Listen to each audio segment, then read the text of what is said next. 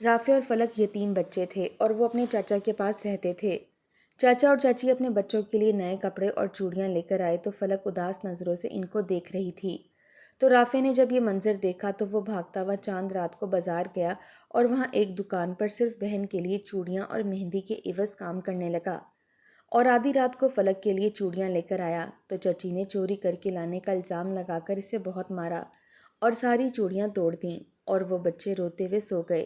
اور اگلی صبح چاچی کی رونگٹے کھڑے ہو گئے، کیونکہ عید آنے میں بس ایک دن ہی باقی رہ گیا تھا۔ چاچی نے اپنی دونوں بیٹیوں کو بہت خوبصورت جوڑے لے کر دیے تھے اور اپنے بیٹے کو بھی سفید شلوار قمیض لے کر دی تھی۔ تینوں بچے بے حد خوش نظر آ رہے تھے، بار بار اپنے کپڑے پکڑ کر آئینے کے سامنے خود کو دیکھ رہے تھے۔ اس وقت اگر کوئی اداس تھا تو وہ فلک تھی، جو سارے گھر والوں کے جھوٹے برتن مانج رہی تھی، ساتھ ساتھ اپنی آنکھوں سے موٹے موٹے آنسو پونچھ رہی تھی۔ دل سے کھوک سی نکلی تھی۔ جب رافع اور فلک کے والدین زندہ تھے تو اس کے کتنے ناز نخرے اٹھاتے تھے۔ وہ بھی عید پر ایسے ہی جوڑے خرید کر بہت خوش ہوتی تھی، لیکن والدین کی حادثاتی موت نے تو دونوں بہن بھائیوں کے چہرے کی مسکراہٹ تک چھین لی تھی۔ دونوں ہی کم عمر تھے، رافع بڑا تھا اور فلک 8-9 سال کی تھی۔ رافع بھی 10 سال کا تھا۔ والدین کی وفات کے بعد چچا نے دونوں بچوں کو سینے سے لگایا تھا۔ چچی نے بھی ماتھے چومے تھے، کہا تھا کہ اپنے آپ کو بے سہارا نہ سمجھو، ہم ہیں نا تمہارے۔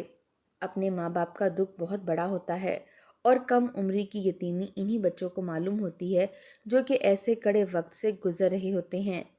شروع سے ہی فلک کو کانچ کی چوڑیاں بہت پسند تھیں۔ جب بھی چاند رات ہوتی تو اپنے ابا سے ضد کر کے جاتی تھی، دونوں ہاتھوں میں ڈھیر ساری چوڑیاں پہن کر آتی تو اپنے بھائی کو دکھاتی کہ دیکھو رافع، میرے ہاتھ کیسے لگ رہے ہیں۔ وہ اپنی بہن کے دونوں ہاتھ پکڑ کر ہونٹوں پر لگاتا اور کہتا، بہت پیارے لگ رہے ہیں، میری بہن تو گڑیا لگ رہی ہے۔ رافع کی نظر اپنی بہن کی اداس آنکھوں پر پڑی تھی، جو برتن مانجتے ہوئے بھی اپنی خالی کلائیاں دیکھ رہی تھی۔ دل کو ایک دھچکا سا لگا تھا، سگا بھائی تھا، بہن کی اداسی سمجھ سکتا تھا۔ پہلے پہل تو چچا اور چاچی نے دونوں بہن بھائیوں کے ساتھ بڑا اچھا رویہ رکھا۔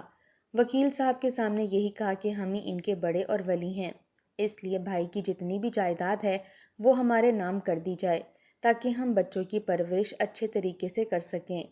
وکیل نے جب دونوں بچوں سے پوچھا تو انہوں نے بھی یہی کہا، کم عمر بچوں کو کہاں اتنی سمجھ بوجھ ہوتی ہے۔ چچا اور چاچی تو اس وقت جان نچھاور کر رہے تھے، سینے سے لگاتے تھے، ماتھا چومتے تھے، اپنے ہاتھوں سے کھانا کھلاتے تھے۔ بچوں نے یہی کہا کہ ہمارے چچا چچی ہی ہمارے ماں باپ ہیں، لیکن جیسے ہی ساری جائیداد چاچا چاچی جی کے نام لگی، دونوں کی آنکھیں ہی بدل گئی تھیں، رویوں میں فرق آنے لگا تھا۔ سب سے پہلے تو دونوں کا اسکول جانا چھڑوایا گیا۔ چچی کہنے لگی کہ کیا تم لوگ اندھے ہو گئے ہو؟ ایک ہی تمہارا چچا ہے کمانے کے لیے، کس کس کا پورا کرے گا؟ کچھ تو احساس کرو۔ دونوں کے بیگ ان کے ہاتھوں سے چھین کر ایک طرف پھینکے تھے۔ کہنے لگی، فلک آج کے بعد تم میرے ساتھ کچن سنبھالو گی۔ فلک تو یہ سن کر پھٹی پھٹی آنکھوں سے اپنی چچی کو دیکھ رہی تھی، بے حد حیران تھی۔ 9 سالہ بچی بھلا کیا کچن سنبھال سکتی تھی؟ اس سے بڑی عمر کی تو چچی کی اپنی بیٹیاں تھیں جو پانی تک اٹھ کر نہیں پیتی تھیں۔ اور چچا کہنے لگے کہ رافع، دکان کے چھوٹے موٹے کام تم میرے ساتھ کرواؤ گے؟ میں نے ملازم لڑکا اپنی دکان سے نکال دیا ہے، مہینے کا 20,000 کا خرچہ تھا اس کا، پھر چائے پانی الگ دینا پڑتا تھا۔ رافع بھی چپ چاپ تھا۔ چچا کہنے لگا، دیکھو اس میں تمہارے باپ کا بھی پیسہ شامل ہے، ابھی سے کام کاروبار کرو گے تو چند سالوں میں تمہیں ایک الگ دکان لے دوں گا تاکہ تم بہن بھائیوں کو کسی کی محتاجی نہ ہو، میں تو تمہارا بھلا ہی چاہتا ہوں۔ یہ کہہ کر چاچا نے روزانہ رافع کو دکان لے جانا شروع کر دیا۔ اس کے چاچا کی پرچون کی دکان کافی بڑی تھی، کافی بڑا سٹور تھا۔ چھوٹے سے بچے کو وہ بوریاں گھسیٹنے کے لیے کہتا کہ راشن کی بوریاں گھسیٹ کر گودام میں رکھو، وہاں سے دال چاول اور چینی وغیرہ 1-1 کلو کے پیکٹ میں ڈال کر رکھو اور اس کی پیکنگ کرو اور پھر سٹور میں لا کر رکھو۔ صبح سے گیا رافع رات تک یوں ہی ہوتا کہ تھک ہار کر چور ہو جاتا، لیکن چچا کے تو کام ہی ختم نہیں ہوتے تھے۔ اسی طرح فلک کے ساتھ بھی چچی کا رویہ ایسا ہی بدتر تھا۔ صبح صبح ہی اسے کچن میں لے جاتی، برتنوں کا انبار بھرا ہوتا تھا، کہتی کہ احتیاط سے دھونا، ورنہ اگر ایک بھی پلیٹ یا گلاس ٹوٹا تو دیکھو تمہارا کیا حشر کرتی ہوں۔ چھوٹے چھوٹے ہاتھوں سے وہ برتن مانجنے لگتی تھی۔ کچن کی صاف صفائی کر کے فارغ ہوتی تو چچی سے جھاڑو تھما دیتی، کہتی چلو جھاڑو لگاؤ۔ इतनी बड़ी हो गई हो, तुम्हें झाड़ू भी ठीक से नहीं लगाना आता। वो बेचारी जब झाड़ू लगा रही होती तो ज़रा भी मट्टी रह जाती तो इसे 100 बातें सुनाने लगती। अपनी बेटियां सोफे पर चढ़कर बैठी होती थीं, टीवी देख रही होती थीं। फलक ने एक बार तो साफ कह दिया कि मुझसे इतना सारा काम नहीं होता, मैं थक जाती हूँ। इसका ये कहना था कि चाची इसे डांटने लगीं कि तुम्हारे अंदर हठहरामी भर रही है, ज़रा सा काम कहो तो तुम करती नहीं। इसने कहा कि चची, आपकी बेटियां भी तो काम नहीं करती। ये कहना था कि एक ज़ोरदार थप्पड़ इसकी चाची ने फलक के मुंह पर मारा था। कहने लगी, खबरदार जो अपनी गंदी ज़बान से मेरी बच्चियों का नाम लिया तो। अरे इनका बाप जिंदा है इनके नखरे उठाने के लिए। ये कहना था कि फलक चुप सी हो गई। पूरी रात सिसकियां भर भर कर रोती रही थी। पहले तो चची से अपनी बेटियों के कमरे में ज़मीन पर बिस्तर बिछाकर सुला देती थी, लेकिन उस दिन तो इसे भी घर के बैरूनी सेहन में चारपाई बिछाकर कहने लगी कि तुम भी अपने भाई के साथ यहीं सोगी। खबरदार जो तुमने दोबारा मेरी बेटियों के कमरे में झांक कर भी देखा तो। रमज़ानुल मुबारक में भी रोज़े की हालत में वो 9 साला बच्ची पूरे घर का काम करती थी, और इफ्तारी में इसे वो मिलता था जो कि चाचा चाची के बच्चे इफ्तारी करने के बाद छोड़ देते थे। दोनों बहन भाई बड़ी मुश्किल की ज़िंदगी गुजार रहे थे। खर्चे के नाम पर चाचा इनके हाथ में एक धेला भी नहीं रखते थे। कहते थे, रोटी की कीमत का अंदाज़ा है तुम लोगों को? आटा कितना महंगा हो गया है। अरे खाने बैठते हो तो 4 4 रोटियां खा जाते हो। खर्चा किस बात का दूं मैं तुम्हें? 3 महीने अनथक मेहनत करने के बाद जब रमज़ानुल मुबारक का महीना शुरू हुआ था, राफे ने अपने चाचा से पैसे मांगे थे, क्योंकि दोनों बहन भाइयों के कपड़े बहुत पुराने हो चुके थे। इसने सुना था कि रमज़ानुल मुबारक में अगर नए कपड़े पहनो तो इसका हिसाब नहीं होता। इसने सोचा कि चलो कपड़े भी बन जाएंगे और ईद पर वही काम आ जाएंगे। लेकिन चाचा ने तो टका सा जवाब दे दिया था। राफे कहने लगा, मैं इतनी मेहनत करता हूँ, मुझे आप कुछ ना कुछ तो खर्चा दिया करें। ये कहना था कि उन्होंने राफे के कान पकड़कर मरोड़ के रख दिए। कहने लगा, छटांग भर का छोकरा होकर मेरे सामने जबान चलाएगा। अपनी उम्र देख और अपने काम देख। राफे पहले तो चचा की चुपचाप सहता रहा, बर्दाश्त करता रहा, लेकिन अब वो ये करता था कि जब चचा की दुकान पर कोई काम ना होता तो इनके सामने वाली दुकान पर जाकर काम शुरू कर देता। सामने वाला दुकानदार इसकी मेहनत के थोड़े बहुत पैसे इसे दे देता था। वही पैसे वो जमा करने लगा था, लेकिन वो भी बहुत कंजूस सा शख्स था। मेहनत करवाने के बाद भी इसके हाथ में बस 5 10 का सिक्का ही रखता था। इसे भी राफे संभाल संभाल कर रखता था। आज चचा और चाची अपने बच्चों को लेकर ईद की शॉपिंग करने गए थे। जब वापस आए तो अपने कपड़े सेहन में ही खोल खोल कर देखने लगे। वहीं पर एक जगह खड़ी इसकी बहन बर्तन मांज रही थी। शुरू से ही फलक को चूड़ियों का बड़ा शौक था, इसलिए जब चाची की बेटियों ने रंग बिरंगी चूड़ियों के डब्बे दिखाए तो बेइख्तियार वो अपने हाथ धोकर आ गई। कहने लगी, चची मेरी चूड़ियाँ कहाँ हैं? हमारी भी तो ईद है, हमें भी तो कपड़े पहनने हैं। इसकी चची कहने लगी, लो सुनो बात, माँ बाप को मरे हुए अभी 1 साल भी नहीं बीता और इनको ईद करनी है। तौबा तौबा, कैसी औलाद है भाई। 1 साल तो अपने माँ बाप का शोक मना लो। राफे ने जब ये सुना तो कहने लगा कि मेरा बाप चचा का भी तो भाई है, क्या वो शोक मना रहे हैं? आप लोगों ने ये सोचा है कि हम पर कौन सी क़यामत बीत कर गुजर गई? तब तो बड़ा सर पर हाथ रखा था कि बाप और माँ बनकर दिखाएंगे, और अब भाई के दुख में 1 साल भी नहीं गुजार सके और लाखों की ईद की शॉपिंग करके आए हैं। एक बार भी ये ख्याल नहीं आया कि यतीम भतीजा और भतीजी को भी ईद के नाम पर एक एक जोड़ा ले देते। राफे की बात सुनकर चाचा ने कहा कि बहुत ज़बान दराजी आ गई है तुम्हें, लगाऊं तुम्हारे मुंह पर एक थप्पड़? वो कहने लगा, आप कर ही क्या सकते हैं? मुझे मार पीट सकते हैं, मेरी सारी जायदाद आप लोगों ने अपने नाम कर ली, लेकिन याद रखिएगा खुदा की लाठी बेआवाज़ होती है। ये सुनकर चच्ची कहने लगी, देख रहे हो इम्तियाज़ अपने भतीजे की ज़बान को? अरे कैसे चपड़ चपड़ मेरे सामने इतनी बड़ी बड़ी बातें बोल रहा है। खुदा का खौफ तो इन लोगों को है नहीं, मुफ्त की रोटियां तोड़ रहे हैं हमारे घर बैठकर।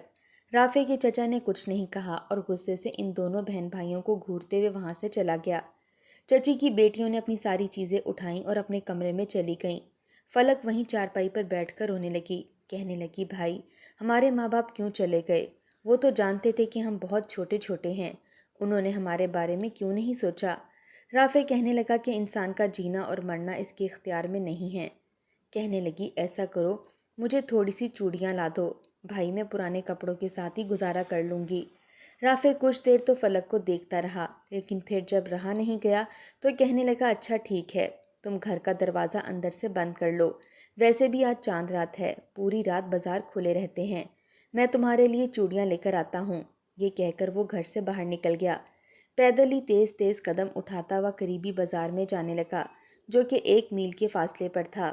بہن کی خاطر وہ چل چل کر جب وہ بازار پہنچا، بہت سارے چوڑیوں کے اسٹال لگے ہوئے تھے، رنگ برنگی بہت ساری چوڑیاں تھیں۔ وہ دیکھ کر رافعہ کو فلک کی خالی کلائیاں یاد آنے لگیں۔ وہ ایک دکاندار کے پاس آ گیا جس کے پاس بہت زیادہ خوبصورت چوڑیاں تھیں۔ ان میں سے اس نے چند چوڑیوں کے سیٹ پر بل پڑے تھے۔ کہنے لگا یہ سب کیا ہے؟ وہ کہنے لگا چوڑی اور مہندی کے پیسے۔ یہ سننا تھا کہ دکاندار غصے سے کہنے لگا، کمینے، یہ 5 5 کے سکے ملا کر اتنے بھی نہیں بنتے کہ تجھے میں درجن چوڑیاں بھی شادی والی دے دوں، اور تو نے 500 کا سامان لیا ہے، لا پکڑا ادھر۔ اس نے جلدی سے وہ شاپر رافع کے ہاتھ سے چھینا اور سکے اس کی ہتھیلی میں رکھ دیے۔ کہنے لگا چل دفع ہو یہاں سے، جب تمہاری اتنی اوقات ہی نہیں تھی تو یہاں کیا کرنے آئے تھے؟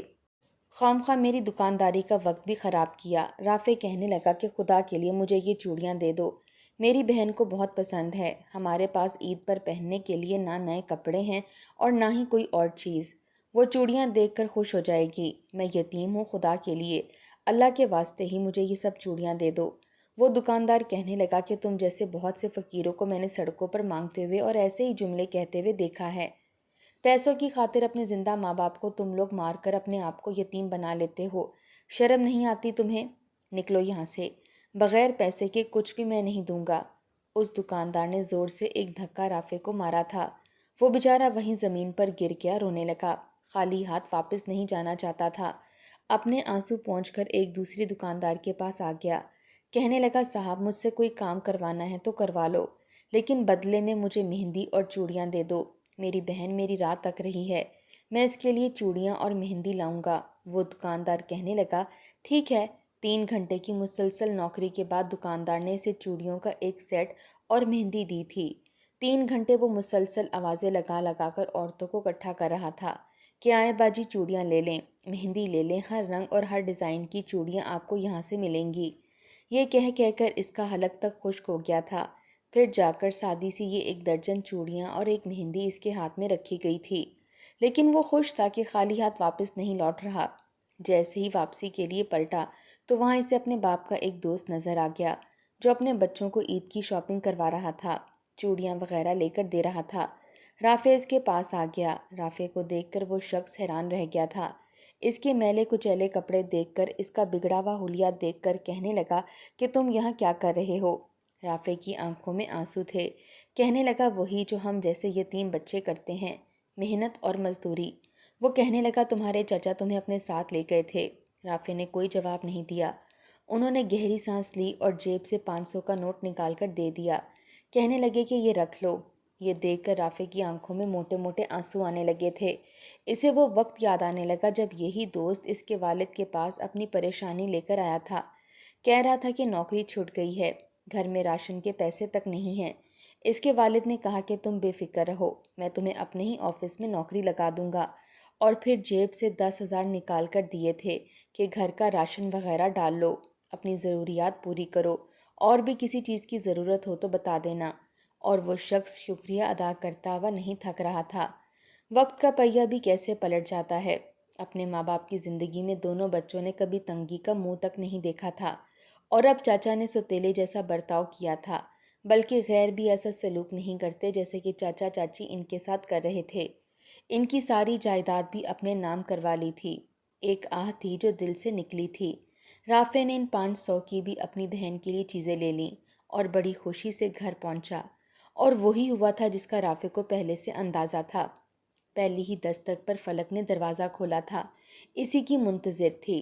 جیسے اس نے رافع کے ہاتھ میں شاپر دیکھا تو کہنے لگی کہ بھائی آپ آ گئے، میری چوڑیاں لائے ہو نا؟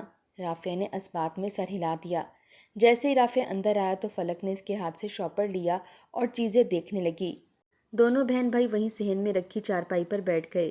فلک بڑی مسکرا کر اور خوشی کے ساتھ ایک ایک چیز دیکھ رہی تھی، اتنی خوش تھی کہ ہنسے جا رہی تھی۔ پھر کہنے لگی بھائی یہ ساری چوڑیاں مجھے ایک ساتھ پہنا دو، مجھے بھری بھری کلائیاں بڑی اچھی لگتی ہیں۔ رافع نے اسے وہ ساری چوڑیاں پہنا دیں۔ پھر وہ مہندی دیکھنے لگی، ساتھ میں کانوں میں پہننے والے چھوٹے چھوٹے ٹاپس بھی دیکھنے لگی۔ رافع کہنے لگا، لو میں تمہارے ہاتھ میں مہندی لگا دیتا ہوں۔ فلک اتنی خوش تھی کہ جس کی کوئی انتہا نہ تھی۔ اس نے فوراً سے اپنی کلائی اپنے بھائی کے سامنے رکھ دی، لیکن جیسے ہی رافع نے اس کا ہاتھ پکڑا تو اس کے دل کو ایک زور کا دھچکا سا لگا تھا، کیونکہ ہاتھ پر زخموں کے نشان تھے۔ ایسا لگ رہا تھا جیسے ہاتھ جلا ہو۔ کہنے لگا، فلک یہ کیا ہوا ہے؟ فلک نظریں چرا گئی تھی۔ کہنے لگا، مجھے بتاؤ تمہارے ہاتھ پر یہ کس چیز کا زخم ہے؟ کہنے لگی، چھوڑو نا بھائی، گھر کے کام کرتی ہوں تو کچھ نہ کچھ تو زخم آ ہی جاتا ہے۔ وہ کہنے لگا، لیکن ایسا گہرا زخم نہیں آتا، مجھے بتاؤ کیا ہوا ہے؟ کہنے لگی کہ مجھ سے چچی کا شیشے کا گلاس ٹوٹ گیا تھا، چچی نے میرے ہاتھ پر گرم گرم چمٹا لگا دیا۔ یہ سن کر رافع کا غصے سے چہرہ سرخ ہوا تھا۔ وہ کہنے لگی، رافع بھائی تم جلدی جلدی بڑے ہو جاؤ، ایک دم چچا جتنے، تاکہ ہم دونوں یہاں سے چلے جائیں۔ تم اچھا خاصا پیسہ کمانا، مجھے گھر کے کافی کام آتے ہیں، میں گھر کے کام کر لوں گی، لیکن ہم دونوں وہاں رہیں گے، ان کے پاس ہمیں نہیں رہنا۔ یہ کہتے ہوئے وہ سسکیوں سے رونے لگی تھی۔ رافع نے اسے اپنے کندھے کے ساتھ لگا لیا، حالانکہ خود بھی چھوٹا سا تھا، لیکن بہن کو تسلی دے رہا تھا کہ تم ایک بار مجھے بڑا ہونے دو، میں چچا سے گن گن کے بدلے لوں گا، انہیں چھوڑوں گا نہیں۔ ابھی رافع فلک کو تسلی دے ہی رہا تھا کہ اچانک سے اس کی چچی باہر آ گئیں۔ فلک کے ہاتھ میں چوڑیاں دیکھ کر تو اسے آگ سی لگ گئی تھی۔ کہنے لگی، اے چورنی، شرم نہیں آئی تجھے میری بچیوں کی چوڑیاں چوری کرتے ہوئے؟ چچی نے فوراً سے فلک کی کلائی پکڑی تھی۔ چوڑیاں ٹوٹ کر اس کی کلائی میں پیوست ہونے لگیں تو وہ رونے لگی۔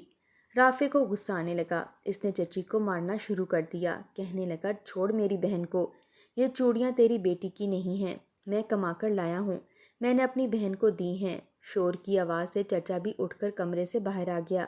یہ سب دیکھ کر کہنے لگا کہ تیرے پاس پیسے کہاں سے آئے؟ جھوٹ بولتا ہے۔ چچی کہنے لگی، اس کی جرت تو دیکھو، یہ مجھ پر ہاتھ اٹھا رہا ہے۔ چچا کو بہت غصہ آیا، کہنے لگا کہ تجھے شرم نہیں آتی؟ تیری ماں کے برابر ہے۔ وہ کہنے لگا، انہیں شرم نہیں آتی، میری بہن کو چور کیوں کہہ رہی ہیں؟ میں خود کما کر لایا ہوں۔ چچا نے اس کو گریبان سے پکڑا اور کہنے لگا، اتنا بڑا ہو گیا ہے نا تو جو کما کر لائے گا؟ کمینے میری دکان کے گلے سے پیسے چوری کرتا رہا ہے نا؟ آج دیکھ میں تیرے ساتھ کیا کرتا، میں تیرے یہ دونوں ہاتھ ہی توڑ ڈالوں گا جس سے تو نے چوری کی ہے۔ یہ سننا تھا کہ فلک اپنے چچا کے سامنے ہاتھ جوڑنے لگی۔ اپنی کلائیوں میں بچی ہوئی چوڑیاں اتار کر اس نے چچا کے سامنے کر دیں۔ آپ رکھ لو، اپنی بیٹیوں کو دے دو، میرے بھائی کو کچھ مت کہنا، اس کے ہاتھ مت توڑنا۔ لیکن چچا کی آنکھوں میں تو جیسے خون سا اترا ہوا تھا۔ اس نے پاؤں سے فلک کے ہاتھ میں ٹھوکر ماری۔ ساری کانچ کی چوڑیاں نیچے زمین پر گر گئی تھیں، کچھ ٹوٹ گئی تھیں اور کچھ باقی تھیں۔ اس پر چاچا نے اپنا پیر رکھ کر اسے پوری طرح سے یوں مسل کر توڑا جیسے کہ نہ جانے کیا ہو، اور پھر رافع کو مارنے لگا۔ بہن آگے آتی تو اسے بھی مارنا شروع کر دیتا۔ رافع چلاتا جا رہا تھا، کہنے لگا کہ بغیرت انسان، تجھے جتنا مارنا ہے مجھے مار، خبردار جو تم نے فلک پر ہاتھ اٹھایا۔ لیکن اس کا چاچا تو شاید آج غصے سے پاگل ہو گیا تھا۔ دونوں بہن بھائیوں کو بہت مارا تھا، دونوں کے چہرے زخمی ہو چکے تھے، نیل کے نشان تھے، زخموں سے پورا جسم چور چور تھا۔ چاچا کا غصہ ٹھنڈا ہوا تو پھر وہ ہانپتا ہوا اپنے کمرے میں چلا گیا۔ چچی بھی پاؤں سے ٹھوکر دونوں کو مار کر اپنے کمرے میں چلی گئی۔ وہ دونوں زمین پر ہی بے حال سے لیٹے ہوئے تھے۔ ماں باپ کی یاد شدت سے دونوں کو آئی تھی۔ چچا نے تو شاید غیرت بیچ کھائی تھی، جو سگے بھتیجے اور بھتیجی پر اتنا ظلم ڈھا رہا تھا۔ خوف خدا ہی نہ تھا، لیکن صبح جو کچھ ہوا اس نے چاچا چاچی کے ہوش اڑا کر رکھ دیے تھے۔ صبح دروازے پر دستک ہوئی تو دروازہ کھولنے پر رافع کے والد کا وہی دوست وکیل کے ساتھ کھڑا تھا، ساتھ میں پولیس بھی موجود تھی۔ جس نے رات کو رافع کا پیچھا کیا تھا وہ اس کے چچا کے مزاج سے بھی واقف تھا اور پھر مار دھاڑ کی آوازیں بھی سن چکا تھا، اس لیے صبح ہی صبح وکیل سے بھی رابطہ کیا اور پولیس والوں سے بھی۔ وکیل نے ابھی مکمل ہر چیز چچا کے اختیار میں نہیں دی تھی، کچھ کاغذات ابھی باقی تھے جس پر سائن ہونا باقی تھے۔ جب اس نے اندر آ کر بچوں کی حالت دیکھی تو چچا پر کیس کر دیا۔ چچا چاچی رونے لگے، کہنے لگے کہ ہمیں معاف کر دیں، آئندہ ایسا کچھ نہیں کریں گے۔ لیکن رافع اور فلک کہنے لگے کہ انہیں ہم معاف نہیں کر سکتے، انہوں نے ہم پر بہت ظلم ڈھائے ہیں۔ پولیس چچا چاچی کو اپنے ساتھ لے گئی تھی۔ چچا چاچی نے تو دونوں بچوں کو غیروں سے بدتر طریقے سے رکھا تھا، لیکن اس کے والد کے اسی دوست نے انہیں سہارا دیا اور ان سے بہت پیار اور محبت والا سلوک کیا۔ ان کی ساری جائیداد کرائے پر چڑھا دی اور اس کا کرایہ بھی وہ رافع کو ہی دیتا تھا۔ دونوں بہن بھائی پھر سے اسکول میں جانے لگے تھے اور چچا چاچی کے بچے اپنے نانا نانی کے رحم و کرم پر اپنی ممانیوں کی ملازمت کرتے ہوئے پڑھ رہے تھے۔ ان کے ماموں نے بھی وہی سلوک ان کے ساتھ کیا تھا جو کہ کبھی چاچا نے فلک اور رافع کے ساتھ کیا تھا۔ یتیم کے ساتھ ظلم کرنے سے پہلے یہ سوچ لینا چاہیے کہ اگر ان کی آسمان تک پہنچ گئی تو سب کچھ برباد کر کے رکھ دے گی۔